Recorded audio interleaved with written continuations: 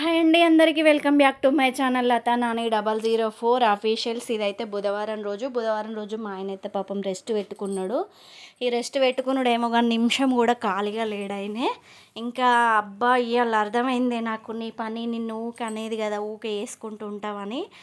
ఇంకా ఇప్పుడు అర్థమవుతుంది నాకు ఈ పని, ఈ పోళ్ళు అని ఏదైనా అనుభవించితేనే అర్థమవుతుంది కదండి.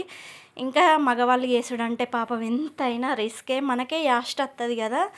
ఇంకా తను పొద్దున ఇడ్లీ చేసిండు, మళ్ళీ పాలకూర పప్పు, ఇంకా నాకు ఫ్రూట్స్ కోసియడం, పాలు, చాయ్, ఇంకా ఎగ్స్ ఉడకబెట్టడం, ఇవన్నీ చేసుకుంటూ పాలకూర పప్పు, టమాటా. మళ్ళీ ఈవినింగ్ ఏం చేసిండంటే ఇంకా చికెన్ తెచ్చిండు, చికెన్ వండి మళ్ళీ చపాతీలు వేసి నాకు పెట్టిండు. నిజంగా గ్రేట్ అండి. మా ఆయనతోని ఫస్ట్ టైం నేను చేయించుకోవడం, అయినా కూడా మనకు బాధనే ఉంటుంది. ఎప్పుడు ఏదైనా కూడా మమ్మీ వాళ్ళు, అక్కనే చూసుకునేది. మా చిన్న మామయ్య, అత్తమ్మ, మా మరదలు చూడడానికి అయితే వచ్చిర్రు. వాళ్ళకి టీ పెట్టి పోసిండు, వాళ్ళకి వంటలు చేసి పెట్టిండు. ఇంకా ఈసారి మాత్రం ఫస్ట్ టైం మా ఆయన నా భార్యకు నేను చేసుకుంటా అని తీసుకొని వచ్చిండు. ఇంకంతకంటే అదృష్టం ఆడోళ్ళకి ఏముంటుంది చెప్పండి.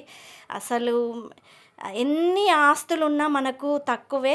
భర్త మంచోడైతే ఇంకా మనకి అసలు ఎంత అంటే అంత హ్యాపీనెస్ ఉంటుంది ఎవరికైనా. ప్రతి ఒక్క ఆడవాళ్ళకి అంతే. ఇంకా అలా డాడీకి తగ్గట్టు నాని కూడా పాపం పని చేస్తూ ఉన్నాడు. 10th కదా ఇప్పుడు.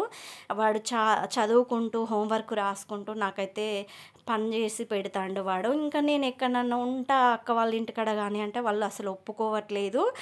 నువ్వు ఇంట్లో ఉంటే నేను ఏ పనైనా చేసుకుంటా అని తీసుకొని వచ్చిండు మా ఆయన అయితే.